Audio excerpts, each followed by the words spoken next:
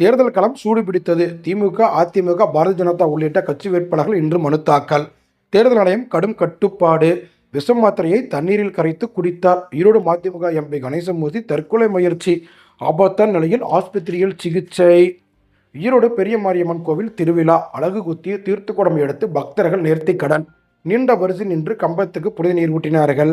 ஹரியானா தொழிற்சாலையில் பாய்லர் வெடித்ததில் பலி 14ஆக உயர்வு. நீர்மட்டம் 58 அடிக்கு கீழ் குறைந்ததால் பவானிசாகர் அணையில் மூழ்கிய டானாகான் கோட்டை வெளியே தெரிந்தது. இந்திய கூட்டணி வேட்பாளர்களை ஆதரித்து முதலமைச்சர் மு க ஸ்டாலின் நாங்குநேரில் இன்று பிரச்சாரம். மேடை அமைக்கும் பணி மும்முரம். அதிமுக கூட்டணி வேட்பாளர்கள் 40 பேர் ஒரே மேடையில் அறிமுகம். நாடாளுமன்ற தேர்தலில் திமுகவுக்கு மக்கள் மரணடி கொடுப்பார்கள். எடப்பாடி பழனிசாமி ஆவேச பேச்சு. இந்து சமய அறநிலைத்துறை சார்பில் 1500வது கோவில் கும்பாபிஷேகம்.